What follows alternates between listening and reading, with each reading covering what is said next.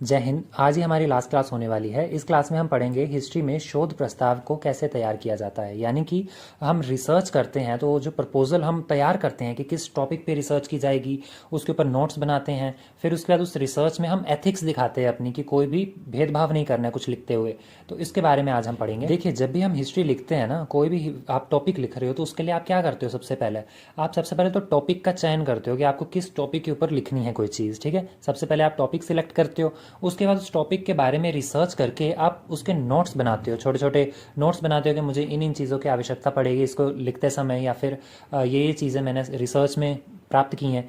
और उसके बाद आप अनुसंधान और नीति शास्त्र के बारे में जानोगे, जिसमें कि हम क्या करते हैं, हमने जिन टॉपिक्स से रिलेटेड नोट्स बनाए हैं उनको अब रिसर्च करने की कोशिश करते हैं, रिसर्च करते हैं। और रिसर्च करते समय हमें एथिक्स दिखाने होते हैं, यानी कि नीति शास्त्र। हमें भेदभाव नहीं करना है, शोध जो हमने किया है उसको एग्जैक्टली वैसा दिखाना है जैसा हमारा रिजल्ट निकल कर सामने आया है। फॉर एग्जाम्पल, आपने कोई मूवी देखी है तो उसका रिव्यू कैसे दोगे? अच्छा दोगे, बुरा दोगे? तो वो तो मूवी देखने के बाद पता चलेगा ना। अब भले ही अक्षय कुमार है, आपका फेवरेट एक्टर है कोई, तो आप उसको अच्छा ही व्यू देना चाहते हो तो ये गलत हो जाएगा।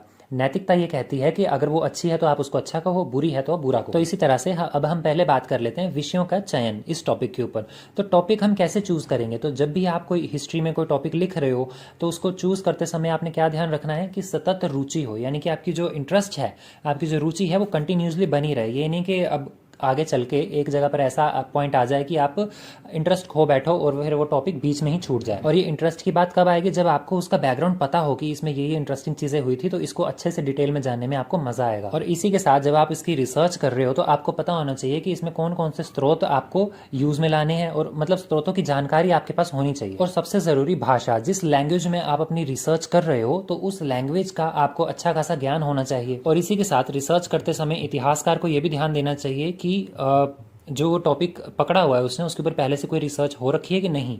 अगर हो रखी है तो इट मीन्स उसको वो चीज़ें सर्च करनी पड़ेंगी जो अब तक नहीं खोजी गई हैं, और इसके अलावा नहीं हुई हैं तब तो सब कुछ ही उसी का है।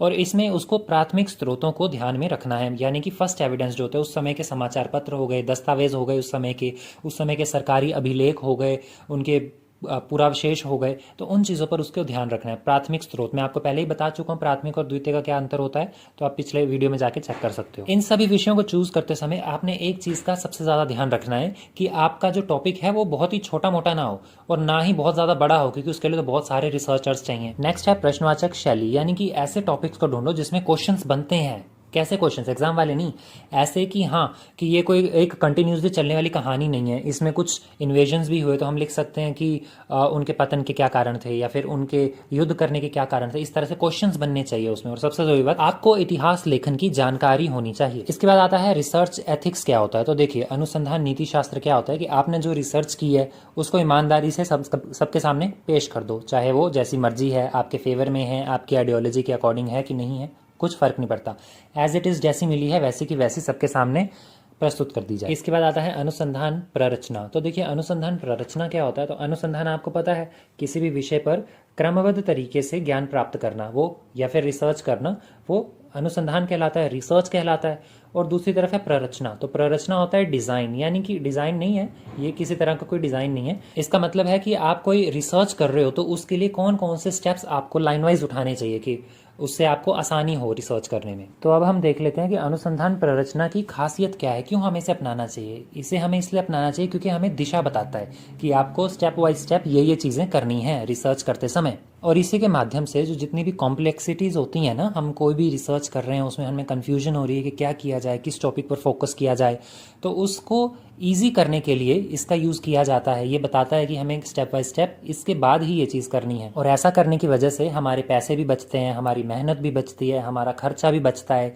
हम किसी एक टॉपिक पर ज़्यादा टाइम लगा दें तो वो ज़्यादा टाइम नहीं लगा सकते अब, क्योंकि हमें एक डायरेक्शन पता है कि हमने इस चीज़ को रिसर्च करना है और ये हो गया तो बात खत्म। हमारे एग्जाम में कौन कौन से टॉपिक्स आने हैं हम उसको पढ़ेंगे, बाकी की चीज़ों को रिमूव कर दो। ऐसा करने से हमें कम कठिनाइयाँ उठानी पड़ती हैं और जिस उद्देश्य से हम उस टॉपिक को कर रहे थे हमें उसकी प्राप्ति हो जाती है। और एंड में हमारे पास जितना भी मटेरियल है रिसर्च वाला, हमारे पास अब सब कुछ है, सारे मटेरियल्स हमारे पास, हमने पूरी तरह से रिसर्च कर लिया। तो अब हम क्या करेंगे, हम चाहें तो उनको चुन सकते हैं कि मुझे इन चीज़ों पर रिसर्च करनी है और अपनी बातें लिख सकते हैं। फिर चाहे वो हमारी एक टॉपिक की रूपरेखा तैयार कर दे तो ये थी अनुसंधान प्ररचना की विशेषताएं। अब इसकी अगर आवश्यकताओं की बात कर ली जाए तो सेम ही है बिल्कुल। जैसे कि हमें कोई काम करने में समस्या आ रही थी तो अब उसका स्पष्ट समाधान हमारे सामने है, उद्देश्य की जानकारी हमें पता चल गई है। इसके अलावा हमारे पास जो स्रोत हैं उनके बारे में पता चल गया। अब हम अपने सोर्सेज को डिवाइड कर सकते हैं कि कौन कौन से रिलेवेंट है इस टॉपिक से और कौन कौन से परमानेंट इसी में आएंगे।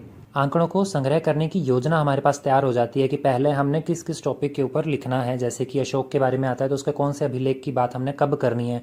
उसके जीवन से संबंधित बात आ जाती है तो हमने उसका अभिलेख 13वां देखना है। अगर उसके धम्म से संबंधित बात आ जाती है तो हमने अभिलेख 2, 3 और 7वां देखना है। तो इस तरह से बाकी तर्कों को प्रस्तुत करने का एक समाधान मिल जाता है। इसी प्रकार से जैसे मैंने अभिलेखों का एग्जाम्पल दिया ना, सेम उसी तरह से हम उसको तर्क में बना सकते हैं, कंप्लीट कर सकते हैं। और उसमें भी हम निदर्शनों का चुनाव कर सकते हैं। जैसे कि सुना होगा कि बहुत सारे अभिलेखों की बात हो रही है लेकिन उसमें एक अभिलेख की फोटो दिखा दी, तो उसका चुनाव करने में ऐसा तो नहीं है कि लेखक ने डायरेक्ट सोच लिया कि चलो कोई भी एक लेख उस एक अभिलेख की फोटो यहाँ पे लगा दो। नहीं, उसने बहुत ही सोच समझ के एक इंपॉर्टेंट अभिलेख की फोटो लगाई हुई है। और एंड में इसी के माध्यम से हमने आंकड़ों को संकलन किया, बुक बनाई, मतलब किसी भी तरह से पब्लिश करने के लिए एक आर्टिकल तैयार कर लिया और उसका विश्लेषण भी कर लिया हमने। तो ये था आपका आज का टॉपिक और ये आपकी पूरी बुक। इसके बाद ये है आपका क्वेश्चन पेपर। ये 3 क्वेश्चन पेपर्स हैं और ये तीनों पिछले 1.5 साल में जो 3 सेमेस्टर गए हैं, तीनों में जो जो एग्जाम में आए थे ये तीनों के तीनों वही हैं, मतलब रिसेंटली हैं। एक बार आपका सिलेबस खत्म हो जाए तो उसके बाद हम इसको भी डिस्कस करेंगे। बाकी दिवाली आ रही है तो पीछे हैप्पी दिवाली की आवाज़ें भी आ रही होंगी। अगर दिवाली के नाम पे छुट्टियां कर ली तो फिर दिवाला निकलेगा बाद में पेपर में।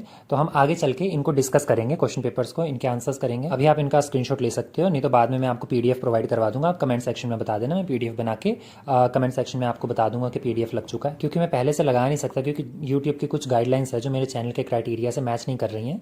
तो आप कहोगे तो मैं लगा दूंगा, उसके बाद हट भी जाती हैं वो बार बार, तो मैं अपडेट करता रहूंगा उसे। तो यही थी हमारी हिस्ट्री 101 की बुक। इसके बाद हम न्यू बुक स्टार्ट करेंगे। तो मिलते हैं नेक्स्ट क्लास में। जय हिंद।